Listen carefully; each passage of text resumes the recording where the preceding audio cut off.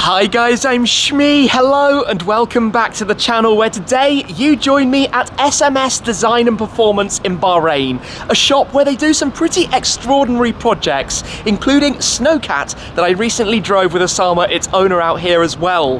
Now we got talking about American cars that you can't get in England, and this popped up, the Corvette ZR1, or if you're talking in American English, ZR1. Now it's the most powerful and fastest Corvette ever, a car I've been quite intrigued to drive since I saw the unveiling and launch of it in Dubai just over a year ago. But we're out here in Bahrain today, and thanks to the guys, I'm going to get an opportunity to show you around the car, talk about all the details, and then take it out for a test drive out on the roads to get an experience of what it's like. Then we'll come back and run through some of the tech on the interior as well. So let's get started then and check out the new Corvette ZR1. Before now, I've featured a number of different variants of the C7 generation of the Corvette on the channel, including the Z06 when it launched a few years ago, and I actually joined Chevrolet at the 24 Hours of Le Mans to test drive that car in the very year the C7R version was successful, the winner of the GTE Pro class in the 24-hour race. I've also more recently driven the Grand Sport, which might not have had the 650 horsepower of the Z06, but did have some of the suspension and the driving experience feel as a result. Now this comes in as the flagship up on top, the ZR1, available in this generation for the first time with an 8-speed automatic, or in the case of this car with the 7-speed manual gearbox, but it's 765 PS, 755 brake horsepower with 969 Newton meters of torque, or 715 pounds-foot, from a supercharged V8, a 6.2 litre supercharged V8. All the power going to the rear wheels. 0 to 62 miles an hour in this beast is just 2.85 seconds. That's really quick, and it will go to a top speed of 212 miles per hour, 341 kilometers per hour. Now this car is spec'd highly, and it has the low wing. You could opt to have the low wing or the higher wing that was shown on the launch car. The low wing has less drag. As a result, it has a higher top speed as opposed to being more downforce for the racetrack, but both cars have more downforce overall than the Z06, and in fact this car has just a bit more. The high wing has 400 kilos of downforce, 60% more. Now to walk around and talk a bit about the design, of course you'll be no doubt very familiar with the C7 generation of the Corvette, a very successful one. It's coming towards the end of the life, hence the arrival of the ZR1, the flagship in the range. Down at the back you have this exhaust system. Now you can change the car through a number of different driving modes, and believe me now, this sounds really very good, as we're going to hear later on. You've got a lot of carbon fibre going on, so a carbon fibre roof panel that you can actually remove and stow away inside the luggage space at the rear, and then round to the front you have this carbon fibre bonnet bulge. Believe me, when you open up the engine bay and take a look under the bonnet, it looks really very cool. Now around the car with the ZTK package you get the full extreme aero, so just look at this front splitter, look at the length and width of this thing, the way it sticks out. You've got these small end plates around here, but the length of it out front, all carbon fibre, all lightweight. But the crazy thing is that in the US this car starts at $123,000, but packs that much punch. When you think what it competes against, you're getting a lot of car for the money with this. 20-inch wheels. Which tyres are we wearing here? I think these are just the Pilot Super Sports, but you can also get it with the Sport Cup 2s, which would be the stickier rubber out for the track, should you prefer. So this is more, I guess, road spec. If we come round, left-hand drive car, just open up the door, button inside here just to open it, and you can see we've got our 7-speed manual gearbox, carbon fibre for the steering wheel. The software and the infotainment has the performance data recorder. There's a head-up display, the digital dashboard that you can change and customize. There's a lot of technology, a lot of functionality in here. You can use your driver mode select to go through and change 12 different driving elements as you change between the various driving modes. So there's a lot that you can configure, adjust, and experiment with and set up how you like it. And that's one of the things I really like about American cars in general. So let me just take a step inside here right now. The key is actually in my pocket, but it's a really cool key. It's this very thin, almost, I guess, small card-like piece, which is updated since I drove the Z06. So let me pop that back in my pocket, and then foot on the brake, foot on the clutch, and start-stop button. Let's bring it into life. And that's in the quiet mode. Digital screen wakes up in the center. If I just toggle this quickly to go to the right through the different modes, up into track mode. What? That was just a small little touch. That is a killer noise. There are some cool features like this. You've got a little stowage bucket there behind the screen. You fold that down. Lots of the interior though familiar, what we're used to from the previous models in the range. But I'm looking forward to driving this. We've got rev matching, which you can turn on with the pedals behind, getting a feel for what it's like. Just look at that. Actually, let's come and have a quick look at the engine itself, because it is a really, really special thing. It has an Eaton supercharger with 13 PSI of boost, but come around and look at this. The way it opens up towards the front, leaving that carbon bonnet bulge over the supercharger there in place. So you can't see too much. This weighs next to nothing. Carbon fibre, you can see the raw carbon underneath. Maybe if I come in a touch closer, you can see that a little bit better. But this is quite a cool display as engines go. And then just close it down. I think it's closed on both sides. Magic. So let's hop back in. Let's head out for a little drive and let's get a feel for what the new ZR1 is like to drive. Because we're in Bahrain, doing this the normal way would be boring, so we're in a mini supercar convoy. We've got a 911 GT3, we've also got a Subaru WRX STi, and I'm going to head on out. So let's just turn down the air conditioning a little bit. I've kept the air in the car nice and cool. Actually, pretty decent lock right there. So I'm currently in tour mode, the standard driving mode. You have very, very light steering. So like I said, you can adjust everything in a really, really big way in this car, changing all the settings and configurations, the suspension, the throttle response, the feel of the car. So like this is your standard driving, right? Your everyday, normal, just cruising around driving mode, and that's how I'm going to get started. Clutch has a good feel. It's not hard work, but it is quite heavy. Just go over the bumps here, watching out for that very low front splitter that we have, of course, on this car. But just to get driving then, shift between the gears. That's got a Akrapovic exhaust system, by the way. Up into second, gentle, nice short throw on the shifter, which is what a driver's car is supposed to be about. So if we drop it down, at the moment we don't have rev matching engaged, so you can change that so easily in this car just with one pull of the paddle on the back. I'm going to put the driving mode up into sport mode. There we go. Get ready to pull out in a moment, and there we go. In sport mode then. It actually has completely variable sounds out of the exhaust depending on the different driving modes, so all of the modes are different as opposed to just being open or closed like you would normally find in such a car. So like this, it drives easily, gently. The suspension, it has the magnetic electronic suspension setup that can adjust. I can't remember the exact terminology that they use on the car, but nice and easy. If I go one more into track mode and pull the paddle now, either side you can pull it to get rev matching. Drop it down to third, drop it down to second. You can hear it automatically matching the gears for us, as of course the automatic gearbox car would do. And then we have a small little stretch. Yes, listen to that. That's where this comes into its own. Nice. Yes. That's a good sound, all the kind of backfire pop you get off it as well. This is completely factory stock, this car, how it came out of the factory. I'm liking it though. I've driven, well, you've been with me since I started driving out from SMS. So if you don't like that, you literally do just pull a paddle and then you get to do it yourself. Active rev matching off. So down from fourth, into third, into second. Hey!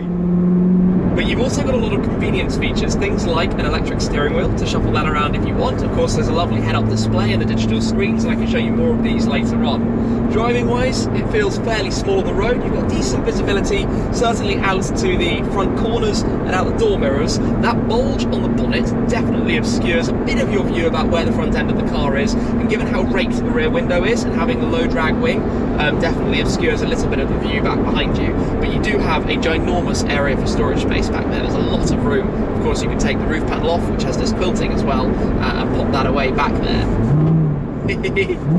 Or you can always just do that if you want to have a bit of fun.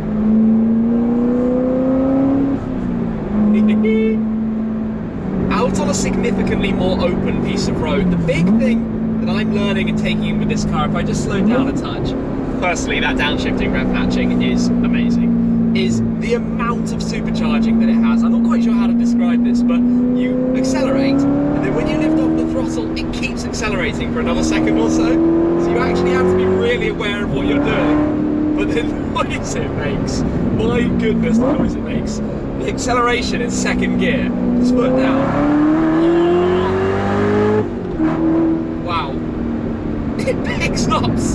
quickly. I'm actually a bit taken aback watching the numbers rising as fast as they are. Didn't really expect that.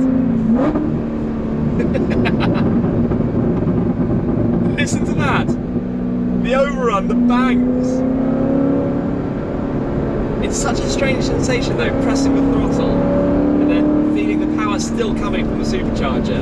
And the other thing, of course, is the steering. Now, I'm not going to pretend I like the steering. It feels just too artificial for me. The weight isn't really there. At slow speed and in the middle there's, you know, lots of give. It's very light and loose. And it does weighten up when you're turning harder, but it still doesn't quite feel right. It doesn't feel how I want it to feel. I'm going to pop it back into sport mode for a second, just to take things easier, put it up into 6th gear. It becomes quiet, it becomes civilized, it becomes normal, and quite relaxed actually. And the seats are comfortable. The seating position is great. The feel of the driver zone with all the screens facing at you is great.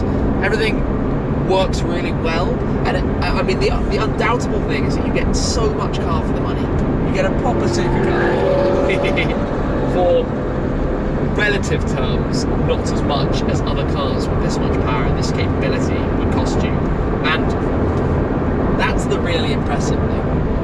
I like it, but I'm just a bit torn because I want to drive it harder to get more of a steering feel out of it. Obviously, you can't really do that because this amount of power is so far beyond what you can actually use. Let's just be completely honest about it.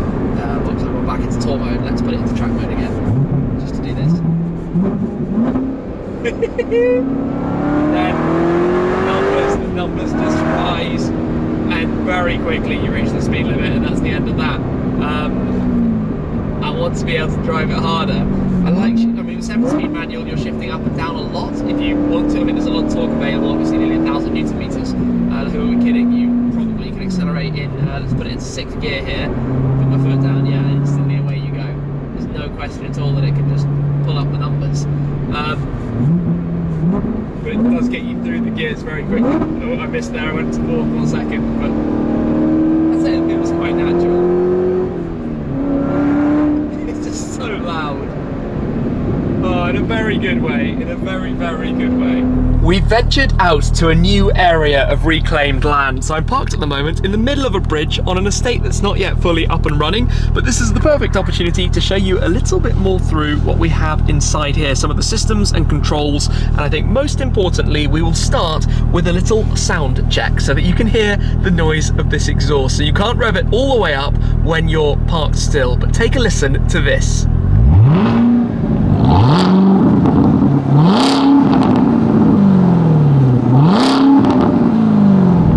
How epic is that? A proper old school rumbly V8 making a proper grumble.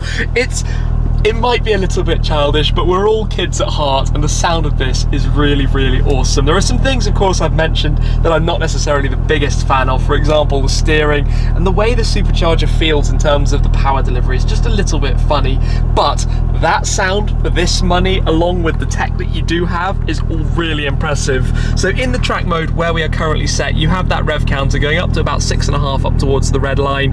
You have the temperature in the sensor. You can see down at the bottom that we're in track mode. If I toggle here with the driver mode select to go through the different modes, you can go down into sport and then one further into tour where the exhaust valves close as well, and it all gets a little bit quieter. Now you can see on the screens the arrows, so we can actually use this toggle on the right hand side to scroll to the left, where you can see a number of different things, some of your settings, some of the different modes depending what you want to be able to view and see, and that changes here the different view. You go into the sport view like that, you get the large rev counter all the way around, and the tour view like this, should you wish, and you can link those to the drive mode. So it was set basically to have the track view in every different driving mode. Then you can scroll up here, go through head-up display settings, just some information, gauges, speed warning. You can imagine lots of different things that you can show, and the head-up display, actually, just to talk about that, if you can see it on the road in front of me, even has your G-forces underneath the speedo when you're in the track mode, which is kind of cool when you're driving to be able to see that as you're going along. Coming back to the screen then, just to go through the different pages, if we go to the right here, the head-up display, that's to change the height of it, and then you can go into various different things basically, and then back to the left and bring up the performance display, which is where you get the temperature, coolant temperature, your accelerometer if you want to time your 0 to 100, your G-force sensor there as well, or a readout, or your tyre pressures. That's quite cool to have that, and all your temperatures. That's actually a really good gauge to have up if you're out on the track in particular, with all of that information. And this all sits sandwiched between the kilometer speedo on the left, and on the right your fuel gauge up top, and the pressure gauge down on the right. So round the back we've got a few controls, your mirror toggles, head-up display, info, lights, the reset trip button there. Your left stalk is of course your lights, your right stalk is the wiper. On the left side you have the steering wheel, cruise control controls. You have these paddles, and yes, a lot of people do think it's a bit funny to have the paddles on a car that is a manual. Obviously in the automatic car they would be the same paddle to go up and down between the gears, and here they just disable or enable rev matching. As you can see, active rev match off, active rev match back on, and that makes the drive work out. Hotkeys to go through favourites, volume over on the right, all more or less as you would expect. Seat wise, well, lock and unlock buttons here inside the Bose sound system, speaker, your memory seats, window controls. There's an electronic release for the door, so that's a button you'd press. Then just to look down here, you have your electric seat movements as well, with a nice Corvette door sill. So that is all, I think, fairly self-explanatory. And down here is the button to open the rear hatch. We can have a look back there very shortly. Coming over here, engine start stop button around the back, power on and off for the audio. The button I showed you earlier to fold away the screen, where in the back you have a USB port as well, and quite a decent amount of storage actually. That goes quite far in to hide things away. Beneath that, some hotkeys to jump between the different modes. For example, in here where you can see you have access to the performance data recorder. Now this is what you would use out on a racetrack. It basically uses a series of cameras and data and telemetry information. If you put an SD card in to record what's going on and where the car is, and lots of information with overlays, which is really, really nice that you get that with the car. You can see the basic kind of stuff. Cameras to look around, front, back, good views, lots to see there. Return it back to home, and you've got these nice digital screens for the climate control with all the settings down beneath that as well. Before you get to your 7-speed gearbox, usual pattern, reverse down there on the right. Inside there, 12-volt cigarette socket, cup holder storage area, which you can conceal away as well. Traction control button in the center, so one press of this and puts it, as you can see, into the kind of sporty mode, and then you'd you'd hold it down to turn it off. In the armrest, just to open this up, you have some more USB ports, small storage area, another 12-volt socket as well in there, but not too much space. You can see the seats here, they've got the nice competition carbon fibre inserts, supportive, not carbon on the back, just gloss black on the back. But then you look into the rear where you can see the mounting points for the roof, but basically just a lot of space. Speaker back there at the very back, quite a high deck to it, but you can fit a lot of luggage in there behind you, with this kind of backboard obviously stopping luggage from sliding further forwards. And you just have this nice kind of wrap-around feel of the dashboard, even around the passenger zone as well, where there's an illuminated switch for the seat heating and seat cooling switch over on that side. You have those again here as well. But it just is pretty good, and the material finish is actually surprisingly nice as well. It doesn't feel cheap, dare I say it, which is often what you kind of fear that a car out of America might be, but it feels pretty good. So let's just jump out. In fact, I'm going to turn the car off for the moment. Oh, and we have everything moving around, so the steering wheel tucked up, my seat moved back. I'm going to press that to open the rear hatch and just take a step outside so that we can come around here. It's a little bit breezy, but check out this view. It's kind of a cool place to be, hey? Reclaimed land. Not a bad place to have driven out to. You lift this up, you have to go over the wing, but of course it misses the wing. And then you have a very large amount of storage space back here, which is rather convenient. Now, if you did lift off the roof panel, you kind of need 2 people to do that from each side. Windows down, unlatch it. If I just show you inside, you can see the way it latches. Inside here, you got a latch there, lifts off, unbuckles, and then you pop it away. Into the boot. Definitely can't do that on my own holding a video camera, but it would tuck back there, and you can even squeeze some stuff around it as well. If you have the high wing, you do have to lift it over the wing, which is not going to make your life very easy, but like this works totally fine, and you get a good view through as well, which is always cool. So let's close that back down. I think that's dropped straight back into place nice and easily.